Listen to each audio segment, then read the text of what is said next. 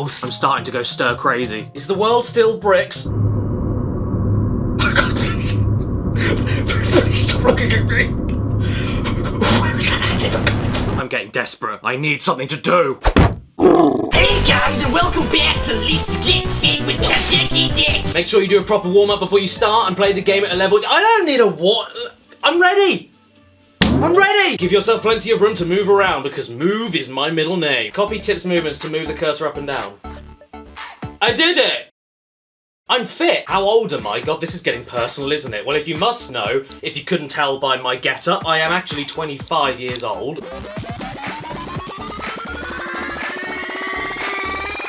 Okay. It's a boy! Okay, I know. This isn't why you're here. You saw the title of this video and then jumped on to see Will Smith fish and the funny green man opening the door. And that's great if that's all you're here to see, thanks for stopping by, but what other jokes can I make about the cultural impact of DreamWorks animated movies? What initially began as the edgy anti-Disney and Pixar studio made solely to stick its finger up to the iceberg that Walt is living in, DreamWorks Animation have been responsible for some genuinely excellent 2D and 3D films when all they cared about was being better than Michael Rat. And then Shrek happened. I don't think anybody predicted how massive Shrek would become, even DreamWorks themselves, but as soon as that happened, the company eventually lived long enough to become the villain. And if you're asking me, they ended up worse than the company they were already making fun of. Countless celebrity voice actors to bump up ticket sales, chart-topping pop songs for the soundtrack, pop culture references so dated that they brought your granny back to life and murdered her again, and of course, the inevitable, the inescapable video game tie-ins. When Shrek 1 came out, I was 6 years old, so at the height of DreamWorks' popularity, I was the prime target demographic for all the video games that started flooding in, all based on our favourite, lovable, timeless children's films. I played so many of these games back then, so I thought it'd be fun to revisit them today. But the scary thing is that I don't remember liking any of them. I mean, give Disney their dues, they at least have plenty of great titles across all consoles that you can imagine, especially Mickey Mousecapade and Disney Sports Skateboarding. But DreamWorks animation games, they were absolutely everywhere in the early to mid 2000s. You couldn't escape them. They were like a fart in a car wash. But barely any of them were any good. Barely any of them have given me fond memories. And today, we're gonna find out why that is, aside from the obvious reasons. Okay, you know what? I'm just gonna get this over with because I haven't been able to stop thinking about that face for 3 weeks. So let's start off with Shark Tale for the Xbox. Behind every little fish is a great white lie. What? You mean like this game being a 7 out of 10? The disc boots up and we get to see a pus spot with legs pulling on a chain, and looking at it makes me feel sore and itchy. I've got a spottum on my bottom. The first screen has this, and this on it, so we're off to a great start. But I mean, at least the main menu screen looks pretty cool. It looks all underwatery and like a big, bumpy, I also really like the transition screens between all the different levels. This looks really cool. I just wish I didn't get to see this shark's gums. I feel very uncomfortable. There is such a thing as too much gum, and that is it. The first mission of the game is essentially a glorified QuickTime event. You see an arrow and move towards it. Nothing more to it. And it really loves to reuse exactly the same lines. I'm gonna die! So we dodged the shark for a while, unable to decide which fish I'm supposed to be scared of, and then we did it. I guess that was the end of that. Turns out we were only dreaming though, big shock. And so we're treated to a cutscene with plenty of full screen shots of the fish faces, which is closer than anyone should ever be. So Will Smith Fish over here, who's not voiced by Will Smith in the game, is late on his rent again. So unfortunately we're now being repossessed, which can only mean one thing: another minigame. You can use your dash to circle them 5 furnaces before they smash on the ground! Oh.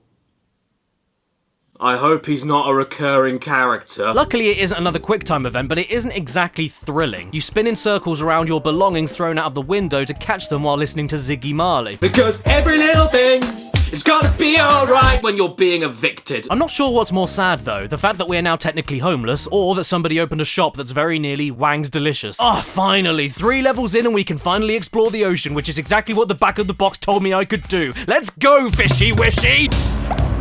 Okay, we can't.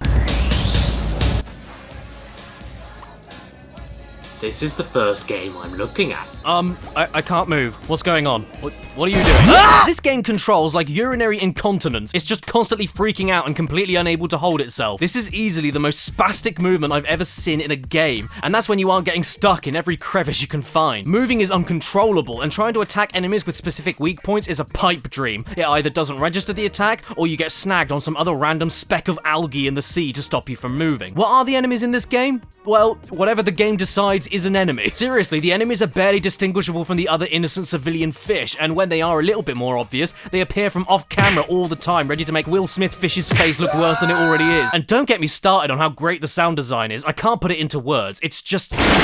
Oh look, this guy was a recurring character after all. Oh joy. You'd find this a lot easier if you used your dash. Well, I'd find you a lot easier on my ears if I kicked your ass! So here I am exploring the ocean streets as best as I can for this stage. However, there are not only multiple path diversions to flip the x-axis, but there are also invisible walls everywhere, making it impossible to get a mental map of this giant level in your head. Even with a map feature, which even has bends in it.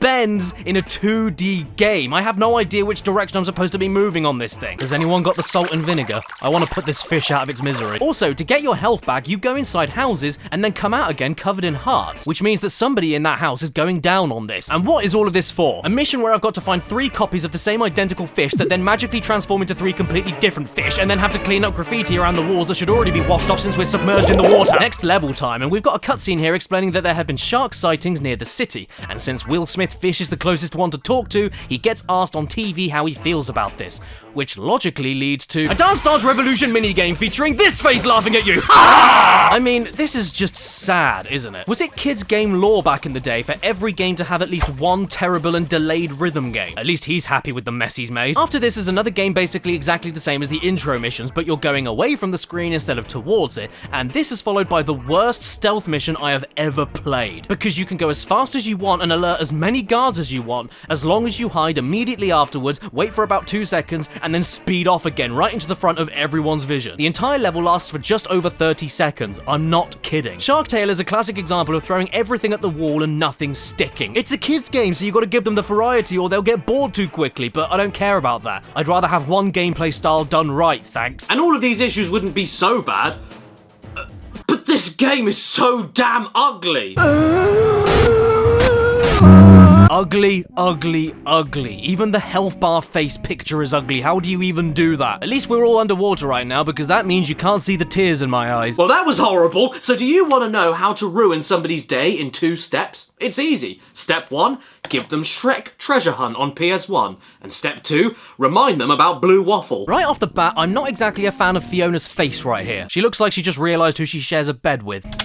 Oh, hey, no, get out of there, Tomb Raider. Shrek's got some treasure to find. Now, what do we want to pick? Do we want to select, selectionnaire, or Valen? Okay, so as it turns out, the person I eBayed this game from didn't look after the disc very well. I don't know why. But because of that, all the cutscenes are a little bit terrible. It's okay though, because we can still get to the menus, and judging by this music,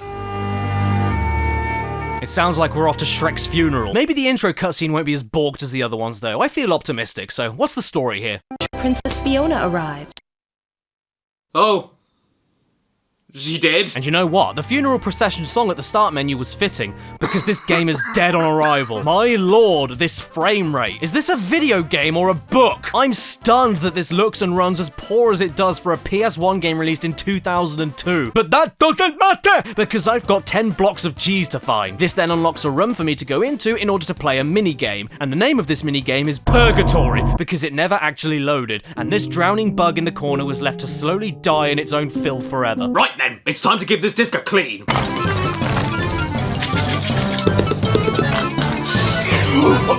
Right then, let's try again. 10 cheeses into the minigame room and... nope, still nothing. Okay, time to give the disc another clean. Voila, we're in, and aren't I glad I finally got it working? No, because this game is my armpit. Shrek for the PS1 is a weird platforming party game hybrid, where in the platforming moments you can run and jump. No, that's it. Enemy coming your way? Tough luck, sunshine, you can't attack back. But then again, they can't really hurt you either, they just kind of knock you to the floor. Ah! So what's the point of any of these sections? I really don't know. You collect items to unlock more minigames, but since the item collecting part is a smelly pit of nothing where you can't do anything and takes so long to collect anything, it might as well just be a level select. And I'd rather it be a level select because this part of the game is as appealing as soap scum. That's some good scum! Even if you took this part of the game away though, it ultimately doesn't matter. The minigames you unlock are at best unimaginative and at worst totally wretched. From copying simple button presses to moving your cursor over to a ripple in the water to catch fish and reel them in.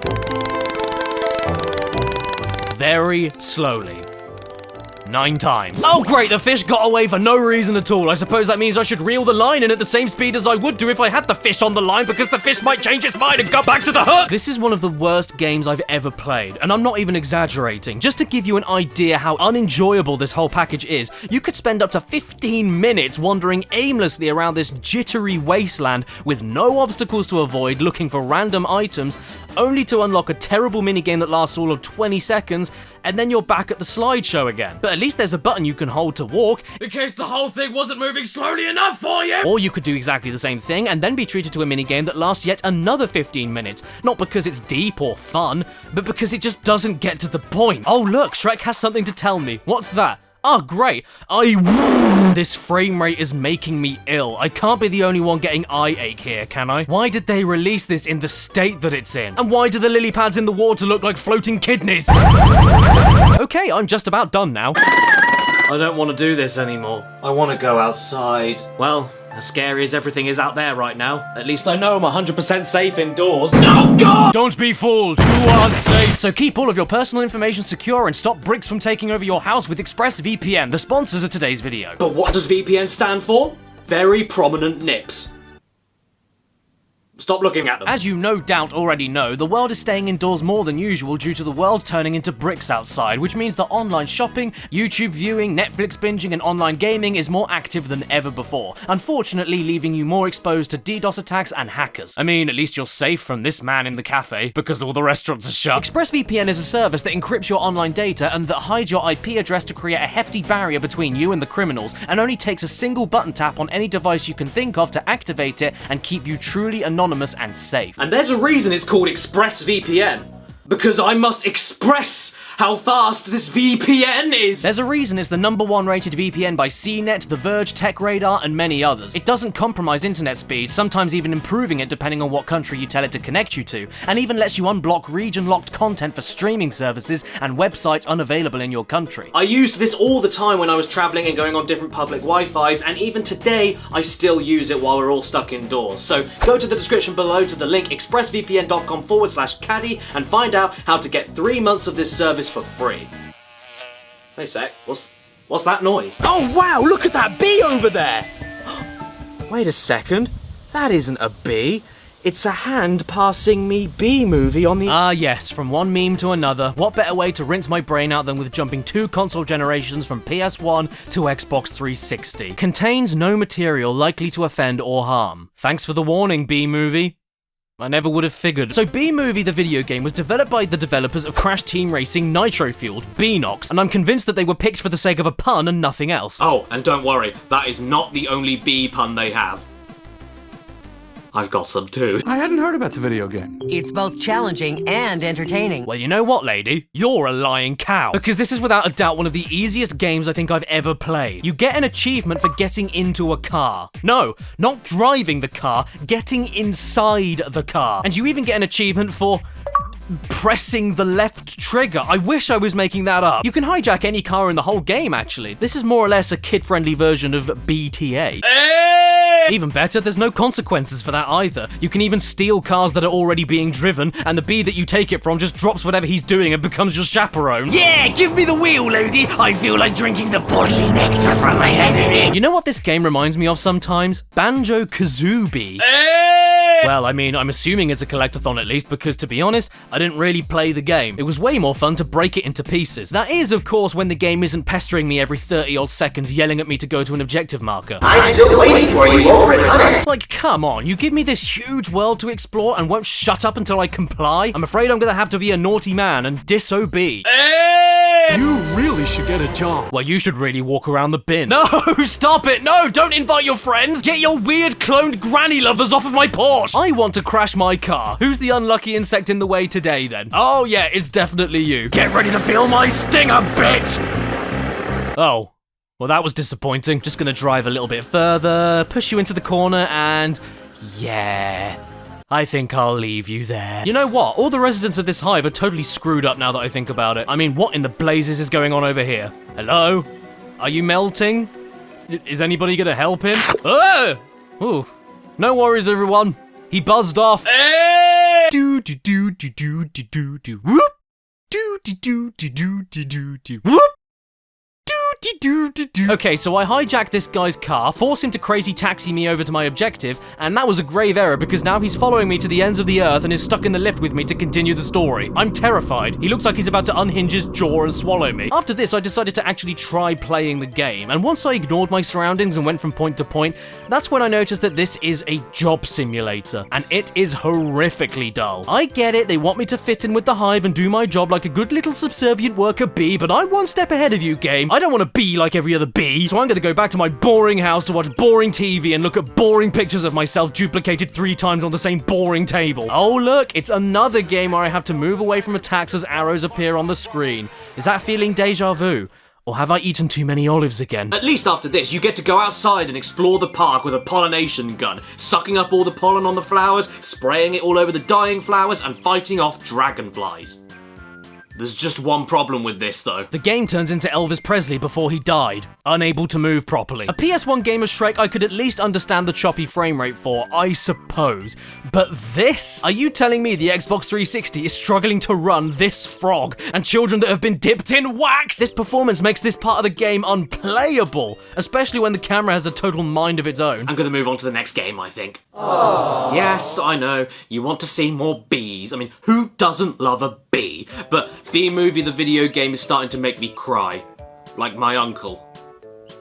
When they caught him. Moving on to Shrek again, but this time on the Gamecube, here is Shrek Superslam. Oh no, Shrek. Please don't slam me in my soup. The game begins with Donkey trying desperately to get his dragon-donkey hybrid offspring to sleep, which immediately makes me remember that they somehow did it, so I take the game out and throw it in the bin. After that, we see Shrek reading some bedtime stories to try getting the kids to sleep, and then cut to a story of Puss in Boots going to the bar and asking for some milk. You then discover that this is, in the simplest of terms, 3D Smash Brothers, but instead of Cloud, Bayonetta, Mario, and Solid Snake, it's Humpty Dumpty. You spend all of the matches mixing light and strong attacks together, grabbing and throwing opponents, picking up weapons and guarding into dodge rolls. And for a little difference to Smash Bros, you have to land successful hits to build up a smash meter, which, when full, gives you a limited time to activate a unique smash attack for each character. For each person you hit, you get a point, and if you get hit by someone else's smash attack, you lose a point. Yes, believe it or not, this is actually a mechanic that PS All-Stars tried to do, but if you ask me, it did it worse. Move aside, Kratos, Gingerbread Man has the better game. Are they dead? I mean, more dead? Boy! Instead of collecting smash attack orbs from beat up players and then losing your own orbs if you get beat up yourself, meaning that you could go back and forth for hours before anybody gets a single point, this game just lets you focus on landing hits and avoiding hits in a fast-paced race to see how many times you can build up your smash meter and get a point by hitting the opponent. It's very simple, to the point, easy to pick up. The chaos that unfolds whenever you smash other players can be extremely enjoyable. There's tons of different challenges to complete to unlock new characters for the multiplayer, including Humpty Dumpty with the greatest idle animation of all time. Oh god, not him! And since there's no singular plot to go through with one narrative, the story mode has some genuinely entertaining scenarios for all the fights, just because they make them up as they go along. The only problem I have with the story mode is that all the computer players went to McDonald's and got the lobotomy combo meal. I played this game for hours when I was 11 on the PS2, and I can totally understand why. It's a decent game. But yeah, the story mode, unless you want to play something so easy that it makes you feel like a fetus, I wouldn't bother. Speaking of fetuses, Over the Hedge on the Xbox. Because that's where I throw the fetuses. The game starts with the lowest quality JPEG logo I've ever seen, followed by the game saving my save game. After this, you know what? I don't know. You get no explanation on what's going on. It's been years since I've seen this movie, so if I had to guess, this is the ending of the movie that we're starting on. But Christ on a bike, how do you think that idea came up? Okay, so how do we start this game? with the end. Yeah, the game just throws you into the middle of a story and doesn't contextualize anything. You're breaking into a house for some reason, smashing up the garden for some reason, and then stealing food for some reason. This goes completely wrong, and then the game's second story begins with you having to go and steal more food for some reason. Either this game has no plot or Kojima wrote it. We've got to stop him before every animal on Earth is capped. Too late, I already capped my dog last night. This was another game I remember playing for hours as a kid, and after revisiting this classic from my childhood, I don't get why. Not because it's a bad game or anything, but because it's so boring. What you have here is a basic beat 'em up with puzzles, if your idea of a puzzle is doing a big fart on a rat. You get given a dump truckload of levels here. Some of them are about 10 minutes, some of them are 90 seconds, and there are plenty of one-off minigame levels just like in Shark Tale. But the big difference here is the main game connecting these moments together. This isn't an underwater fit simulator. This is a 3D beat 'em up with extremely light platforming. You run painfully slowly, you jump, you hit things with one button, you have a special attack button that you need to build up, you can find armor to use and get extra weapons that last not very long, and you have no control over the camera, meaning that all the stages feel limited and extremely cramped to the point of making you go But like, it's not awful, it works, it looks fine, it's just so by the numbers it's upsetting, and there's absolutely no flourishes anywhere. Was there supposed to be sound there? There's no special transitions between the levels, there's no fancy animations on the text, and even during the game, none of the weapons feel like they have any oomph to them at all. Look, I'm just saying that if I'm playing as a skunk with a hammer, I want to feel it. I did it! I did it! Can you please take a step back? I can smell you from here. Today's haul puts us over the edge. Don't you mean over the hedge? In fact, what was it that I said earlier? Not because it's a bad game or anything. Well, no, I take that back. This game sucks. The only thing it has going for it is beating up mammals, and often the game doesn't even require you to do that. Unless the objective tells you to, you can ignore everything everywhere and run by to the end of the stage, only to be greeted with, We're all meeting at the end of the street. See you there. The greatest lip syncing I think I've ever seen, so I'm gonna throw over the hedge, over the hedge. Okay, what have I got to look at next? I'm out of here, I'm gone. Thanks for everything, house. Satnav, please take me as far away as possible from over the hedge on the DS. I'm afraid I can't do that. Why not? Your destination is behind you. This is Hammy Goes Nuts, an exclusive for the Nintendo DS. Featuring Hammy. It's the best game. Just when you thought it was safe to go back to the burbs, he saw you. And if that wasn't enough to turn you away, then maybe the most horrifying intro cutscene I've ever seen will. What's with this hairy meatloaf slowly and creepily nibbling away at this tree? I feel like I'm about to be jump scared.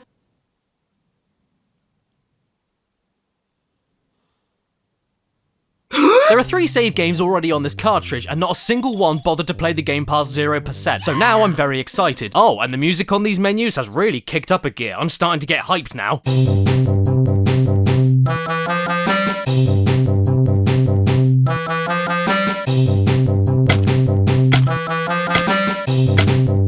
Do you want to know how Hammy did indeed go nuts? Well, I'll tell you. By controlling everyone else other than Hammy and doing exactly the same stuff as the Xbox version of the game, but without any fighting, running 3 times slower, while tapping on random objects with a touchscreen to make the animals vibrate, and while this man looks like a sheep! This game is just insipid. There's nothing to it. You drag yourself agonizingly slowly around the area like you're pulling a lawnmower backwards. You tap on an item to pick it up, wait for the game to show you exactly where you need to put the item, and that's it. This is a puzzle game where the puzzle is already solved. And if the game doesn't show you where to go, it's okay, because that means the item belongs less than a foot away from where it was supposed to be already. Hammy Goes Nuts for the DS is just like my pencil.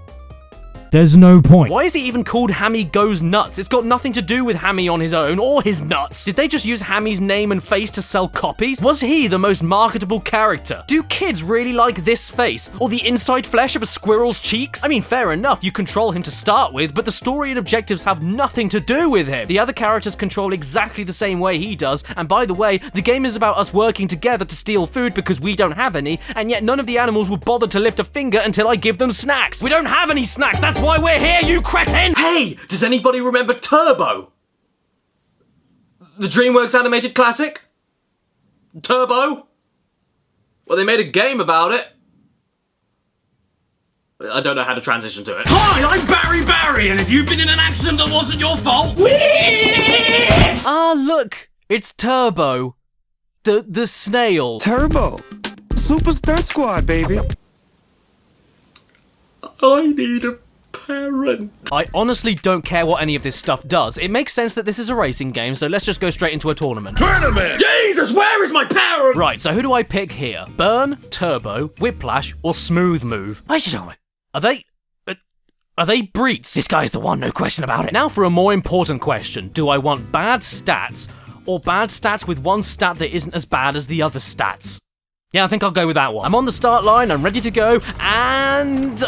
oh my god. Oh my god. Oh my god! I've played some bad kart racing games in my time, but I honestly think this one may be the worst I've ever touched. Do I even need to explain why? Look at this splat. I'd prefer making an icicle out of my own piss and shoving it in my eye. One of the most important things you need to nail in any kart racer before anything is how it feels to drive. You can't be too realistic like it's a driving simulator, but not so wacky that it's uncontrollable. So Turbo does the next best thing, and just takes physics out of the equation completely. You hold accelerate to go forward at one speed, and then turn to the direction you want in order to change where your forward is going towards. That is really it. It is so rigid. There's no slipping or sliding, no weight. I feel like I'm racing with a washing pole. The back of the box doesn't lie either. Instead of selling the game to you, it just tells you two things that the game has. You can race, and you can pick a character. Yep, that is all you can do. To be fair, yeah, that is the only two things the game has going for it, but if the back of the box doesn't give a shit, then why should I? Oh, by the way, favorite characters? Oh yes,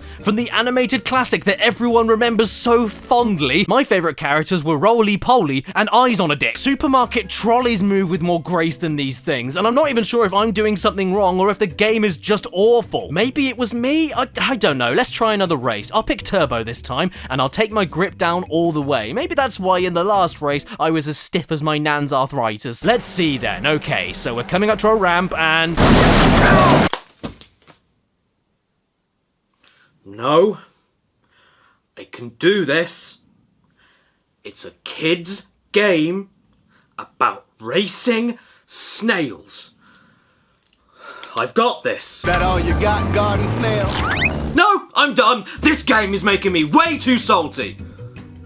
Which is a good thing, because I can use that salt to cover the snails in it and kill them all! But Jesus, where do I go from here? Have I hit the bottom of the barrel? Is it only going to get better from here? How do I rinse the taste of a bad kart racer out of my mouth? Why don't you try out another racing game? Huh, you know what? That is not actually a bad idea. Your family hates you. No matter how bad another racing game is, it will look like a masterpiece compared to Turbo being immediately before it. I am going to cut you. Thank you so much, Tiddy the Teddy. What would I do without you? Why did you give me life? I'm in never-ending pain. Please end it. So here we go, Antz Extreme Racing for the PS2. Don't ask me how he got into Extreme Racing, I think it might have been the crack. Okay, so this is the best idea for a racer I've ever heard. You take a movie not necessarily made for kids, all about communism, propaganda, individuality, the politics of war, and exploitation of the working class for the benefit of the self-proclaimed strongest, and then turn it into a kart racer for toddlers. You know ants? No, not the movie, the insect. Don't kids love ants? They're gonna go crazy for this game. Get the ants off of the picnic and put them in a race car. And for the cherry on the cake, the game was even published by Explosive Diary. Now, you may think that £3 isn't that much for a PS2 racing game based on the movie Antz, but this is actually the most I paid for any of the games in this video so far, so my expectations are through the roof. Just gonna open up the case and... oh, well. That's just lovely. Whoever owned this before me really likes ants. And it's also reassuring to know that we're playing a classic from Lisp Games. Lisp, because our standards strive for excellence. Okay, I know I jest, but you know what? I actually think this is the best game we have so far. I'm stunned. Or should I say... stung. As ridiculous as the idea of a kart racer based on the Antz movie is, which is the same thing as making the Prince of Egypt a first-person shooter, I'm shocked at how good this game is for a kart racer that was universally hated when it came out. I mean, sure, everything else around the gameplay sucks a little bit, like the bland menus, barely any voice acting, and terrible soundtrack that doesn't fit with anything going on the screen.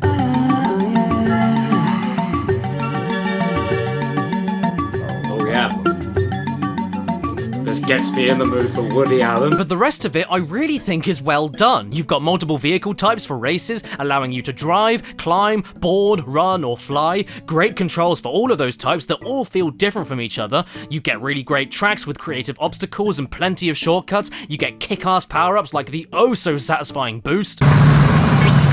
You You get some really damn good graphics for a 2002 PS2 game. I mean, look at these character models. And if you get hit, the responsive and zippy control style even allows you to correct the spin out. This is a good game we have here. What's up with you, Metacritic? You got ants in your pants? Check out the level of detail even. All the cars are being powered by slave insects, which is very sad actually, but also so cool. And all the wheels are made from shirt buttons and eraser heads. There's a gag at the end of every race too, showing you what position you came against every other ant in your colony. Basically, if you can get your head around how stupid the idea of a Sylvester Stallone and Christopher Walken kart racing game is, I really think you might like this one. A 3-lap driving race in the rain. Careful now. I can't really make any jokes about this one. It's a solid racing game, so I guess I'll save my progress and come back to it some other time. And my name is Funty. Up next we have Kung Fu Panda on the Xbox 360, jumping back up a generation. But before we get into it, I just wanted to quickly show you a free-to-play 3D online turn-based multiplayer battle game that came out at the same time as the movie. It was called Pose Kung Fu Challenge, and it looks like that feeling you get when you step on Lego. And now the 360 version. Luxoflux. Yeah, that's right. What?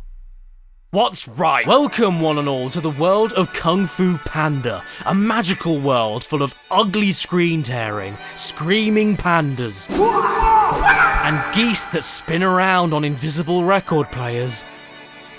Then they break their necks. This game is essentially a hack and slash platformer with light and heavy attacks that you can mix together into combos, special moves that require energy to use, weapons that do immense damage but break very quickly, a guard and a roll. So imagine if Bayonetta was made for 5-year-olds instead of people with the horn. Now aside from a terrible first impression and the jank present in some of the graphics, knock me down and call me Fanny. This isn't actually all that bad. I mean, it's simple, it is a kid's game after all, but I can think of worse ways to ease a kid into the world of Devil May Cry. There's even upgrades you can purchase in between the stages with the coins that you find, and after one level, I decided to invest everything into a fully powered belly flop. Wanna know why? This snaps the game like a twig. I'm murdering every small enemy in one single flop. But come on, it is incredibly satisfying. Even if you don't want to do that, you can always roll into a ball and bowl everyone over. This is pretty sick stuff, lads. Do you think that a giant wooden hand endlessly thrusting against a wall would be covered in your rent? Whoa! Whoa, you were great! Gee, well, thanks so much, Ken!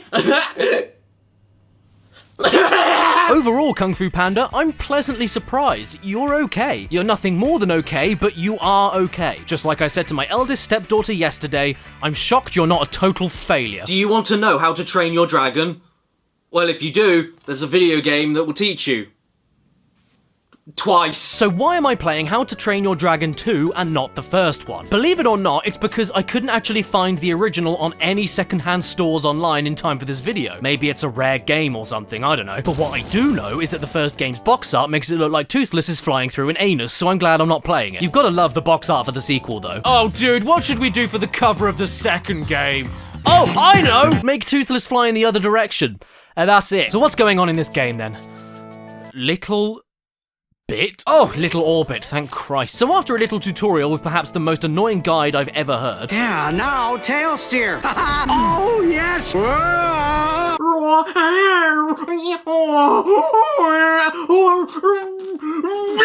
We then get to fly through rings. Oh dear. But the question is, who do I pick? The dragon with a low, annoying ringing noise? Or the dragon with a high, annoying ringing noise?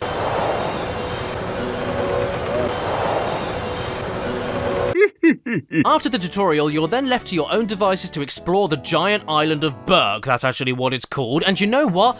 This feels great to play. The graphics aren't exactly handsome, but the performance rarely drops, and the flying controls make you feel like you are darting around on the back of a real dragon. Because I know what that's supposed to feel like. But once you start following objective markers and getting into the actual game, it unfortunately sucks its thumb and dumps. Out of the entire 45 minutes I played, I had one game of breaking targets and one game of grabbing sheep to put them in different sheep houses, but the rest of them was nothing but flying through rings. Lapped races while flying through rings, time trials while flying through rings, sheep stealing while flying through rings. I can see why this game was made by a company called Little Orbit, because when something orbits, it flies around in a ring. I am fine with a few ring courses, especially for a flying game like this, but nearly every single match of anything I played here was just flying through rings. I know the back of the box says that it's mainly a racing game, so maybe I was expecting too much, but if this was a racing game first and foremost, they could have at least staved off the repetition by giving me different courses to fly across,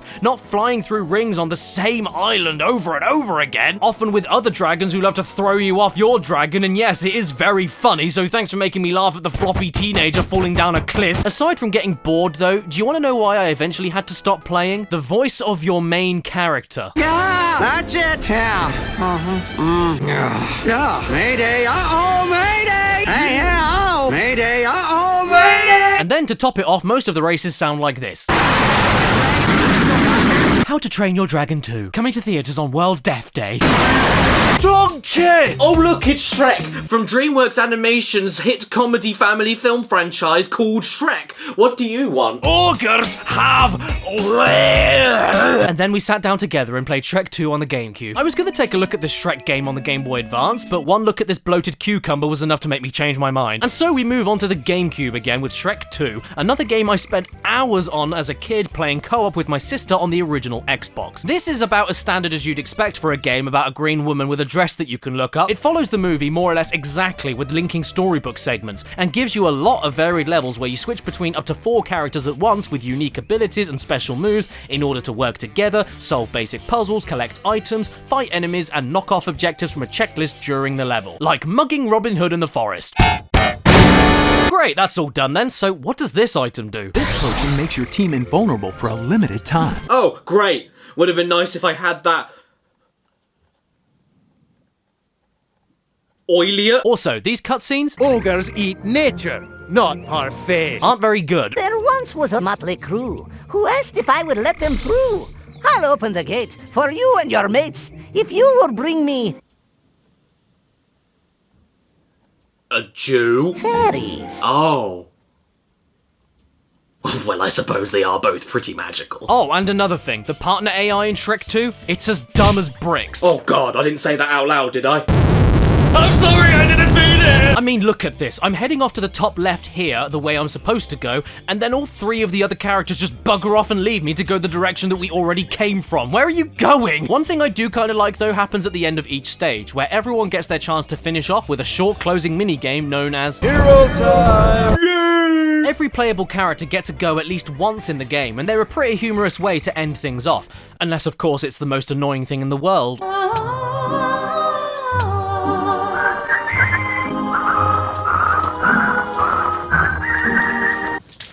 I am not a fan of the minigames involving Shrek having to pick up and throw things, though. They reuse this game way more than they have any right to, and they are so slow. In fact, the whole game in general is pretty slow. What is it with DreamWorks games and either being so fast I have a seizure or so slow that my arteries clog and my heart stops? I'm starting to get sick of this speed. You move as fast as crawling maggots, and it makes the simplest and most elementary of jumps feel almost impossible sometimes. To conclude, though, I mean, Shrek 2, it's still alright as a movie tie-in game. I mean, you throw chickens into a pot to boil them alive and pop the eyeballs out of slugs to eat them. I can't hate a game that does that. Look, it even has that bit in the movie where Puss in Boots tries to do the cute eyes. What have we got next then? Shrek Super Party, another Shrek game? No, I'm gone. I'm done. I'm living in here now. Yeah! TDK! TDK stands for Tickle David's Knickers. I mean, the game doesn't look too bad so far. There's nice FMV at least, and... Oh God! Who signed off on these, and why? A beautiful princess. I know beauty is in the eye of the beholder, but that doesn't apply if your head is the size of Saturn. Shrek just wants to be left alone. And the best way to do that is by getting together in a big gang in order to play multiple fecal minigames to win bugs and then trade them with opponents in order to match high-numbered bugs together and then do nothing with all of the bugs. Did that work? Do you feel alone yet? Please put your hands together for Shrek. Now what? Shrek Super Party, if you couldn't tell, is Mario Party, but with a very important twist that makes it stand out. It's bad. You move around a board, activate minigames and battles, and make events happen by landing on certain spaces. Look out, Shrek! Oh no, I'm about to die. The only issue with all of this, though, is... Okay, that's a lie, there's thousands of issues, but one of the many is that you get a choice to pick a totally different board from everyone else, for starters. So that feeling of competition as you pass each other and interact on the same board is non-existent. like Pinocchio's soul. It's time for an epic battle. Oh man, I'm so excited! Donkey rolls a 9, but then only moves like one space and then has to give all his bugs away. Lord Farquaad is eating his own face. There's absolutely no surprise elements because every space and what's on them is shown to you before you make the roll. The dragon looks like it was made from cardboard boxes. There's no sabotages you can perform or different directions you can travel for strategy when landing on certain places. Donkey's jaw is dislocated, and the entire game ends after an hour of stupid boredom with nothing but a poxy 6-second cutscene. Shrek, you may have Mario's weight, but you'll never have his spirit. Or his tash, so give it up. Oh golly gee, drink my wee, I got a high score! What's my name? Elm. Uh-oh, Shrek. Off to the evil bog. Oh no! O-D.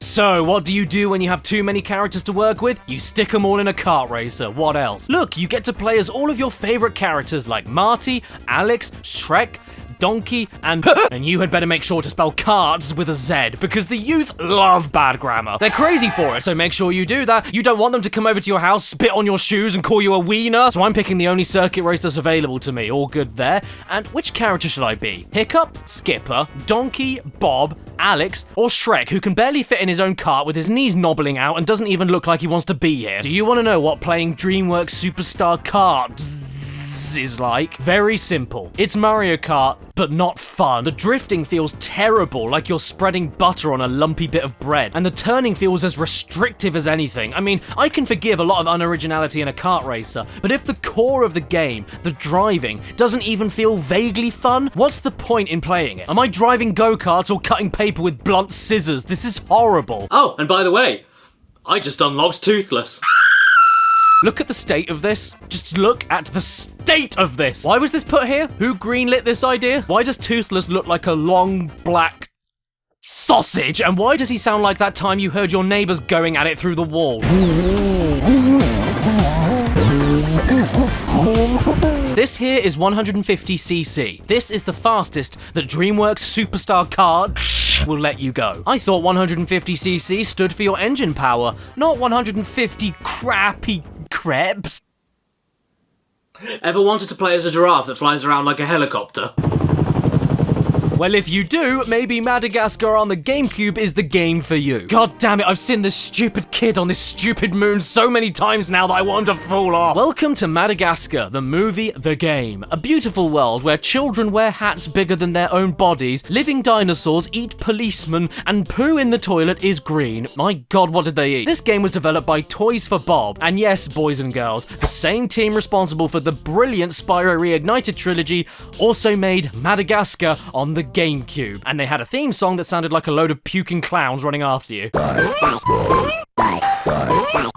Just like Shrek 2, Madagascar takes us through a revised retelling of the plot of the movie, and the first stage sees us playing as Marty the Zebra, exploring the New York City Zoo while collecting coins and power cards, the things that you need to unlock new abilities and progress through the game. The thing is though, you don't actually unlock anything. You get it for the single level you're on and every level after that, but with no other level whatsoever, which murders the replayability. If you play any stage of Madagascar, you are playing the exact same stage in the exact same way. Even if you finish the game and go back to level 1 to grab something you might have missed, you lose every ability and need to unlock them within the same stage and get the stupid cards all over again. Even better, the way you collect these things is insultingly easy. They're basically always in a line next to each other, so why bother with this system at all? Why not just give me a new power-up for every stage? Maybe Alex the Lion will cheer me up a little bit. Ah, look at that. We collect more cards, unlock a double jump, then jump through some hoops. Oh, sorry, I mean jump thrust some hoops, and then roar at the top of the podium. Don't let those flying rats tell you. Or have a stroke. Come on, something good had better happen soon. Oh, damn, you can kick the kids. You can pummel the children. Yeah, screw those bratty pricks at the zoo. Serves you right for smacking that glass with Willy in it. No, that didn't sound. Off we go to Gloria the hippo, and she's talking to some ostriches that want to race her. Well, you know what I think about that.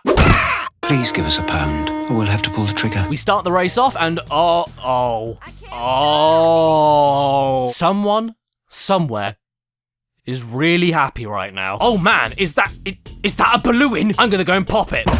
Almost enough. Almost enough until what? Oh god, if I pop another one, does that mean he'll sound like that for the rest of the stage? That was enough balloons. Let the hilarity ensue right on schedule. Jesus, end me. Madagascar is as basic as a platforming collectathon adventure game as you get. It's a mid-2000s movie tie-in game for the PS2 era. There is nothing special about it. You control one character at a time, they all have different abilities and control styles, and that is all she wrote. I'll be repeating myself if I go into any more depth. I'd say though it has more effort put into it over something like Over the Hedge though. I mean, it looks decent, there's loads of mini-games you can purchase with the coins that you find in the levels, there's cosmetics to earn, there's even hidden arcade machines in the city for more games to play. There's definitely effort here for a game that nobody would have expected anything out of, so kudos to you, Joyce and Bob. Oh my god, that was the best car crash death I've ever seen. Away. The entire game is purely passable, nothing else. And even though it's fine, it leaves no impact on anything. Unlike Gloria when she sits down. Looks like you're going to have to find a key to open this door. Thanks for letting me know, James Corden. Everything that we've seen so far today, though, child's play. Piss in the wind. Nothing that we have seen today compares even slightly to the unending horrors of Shrek 1 for the Xbox. What's that? The game doesn't work? Oh, that's a shame.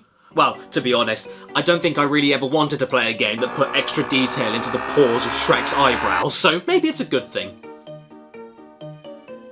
What was that? They remade it for the Gamecube. Why? Everything about this box art makes me want to vomit. I don't like this man's face, I don't like the eggs with mouths, I don't like Shrek's single pointy tooth, and I especially don't like the close-up on the back. Did anybody really need to be so close to Shrek that they could see his greasy sausage fingerprints? Even the title is revolting. Shrek Extra Large? Shrek's Extra Large what? Oh wow. Oh, just wow. What a lovely menu. Aren't you glad they remade the original Xbox exclusive for the Gamecube so that more console owners could see what they were missing out on? I guess all we can do here is hit start then. Hey Siri. Cut the cord. What's my name? Voof. Oh, I am so happy with my career choices right now. And those burps being used as selection noises? Best part of the game. What, you think I'm joking? Fine, here it is. Take a look for yourself. Yes, this silent void of unhappiness with 1996 PC textures, no sound at all, and a frame rate as smooth as sandpaper is Shrek Extra Large on the Gamecube, with the golden Nintendo seal of quality. I want to let each move Shrek has in this game shine by itself, because goddammit, nothing else is shining right now. The analog stick lets you run, and Shrek runs around as gracefully as an angry honey badger. The B button makes you kick, and someone decided that the sound effect for the kick should play over and over again even if you aren't kicking anything. The R trigger lets you do this, and that speaks for itself. But the best button the game has to work with is the Z button, because pressing that makes the camera go... What eldritch horror have I been blessed with here? He looks like a toddler who stole a camera phone and a knife. This is completely demented. This is what she sees. I swear this is the best bit of the game by far. Zooming in the camera and locking it in place makes this already hideous game look like a Picasso painting if he sniffed glue before painting it. Hello? Hello? Hello? Just lock that camera in and press anything. I guarantee it will give you more fun than anything else this game has to offer you. No, I'm not playing this game any further than level 1. Why should I? If a video game greets me with earwax, burping selection noises, and then follows up with Shrek's inside-out butthole, I'm not gonna humor it. And the best thing is that this isn't even the last game we're taking a look at today. The next one is. It's on the Xbox 360. And it requires a very special peripheral.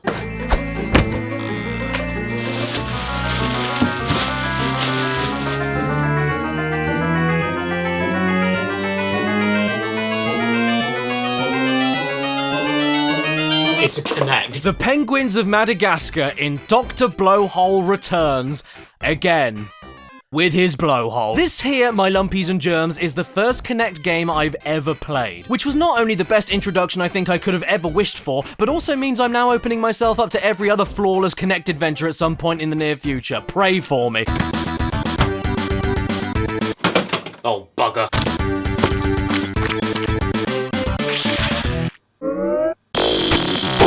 Okay, well, as far as first impressions go, this thing isn't too bad. It looks kind of cool at least. It works fine on the main dashboard for the Xbox 360, and check this out. I'm a video game now.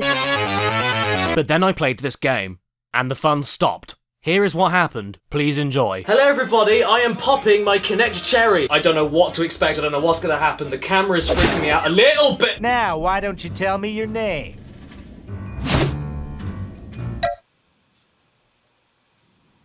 Oh, okay, we're leaning. We're leaning for the ice cream. Okay, right, let's go. Leaning. I jumped! It did a jump, I'm amazed. There's a chameleon right here. If there's a chameleon right there, it's not a very good chameleon, is it? This is insipid. This is so boring. I can see why this is a kid's game, because if anybody over the age of 30 tries to do this, they will end up on the floor with major back pain. Now what am I doing? Yeah, perfect, bitch! I lifted my hands up. Can't see you doing that. Oh, he's doing a flap. Flappy flap. Whoa, okay, we're changing characters now. Now we're completely lost tracking. It now thinks I'm leaning left and I'm not. Oh no, why? Why is that a no-no? Do you want me to bend over backwards and stick my head through my legs? I can do that if you want me to, game. Why did I get it wrong the last time? I thought that said terrible for a second and I would have agreed with it. Okay, go to the pigeon, throw. Go to the pigeon, throw. Go to the pigeon. We're playing a Kinect game for children and I'm now being asked trivia questions about wildlife. This is exactly what I wanted. Not only did I want to stand up from the sofa and not hold a controller, but I wanted to go to school. Furry monster? I don't know. Little man? Oh, come on, I can't get this completely wrong. Cute? Because they are cute. That is incorrect. You're incorrect! I think even more importantly, why does a quiz require bodily movement? Why do I need to use my feet? Like, God damn it, I'm already losing my bearings on where I am anyway. Someday I will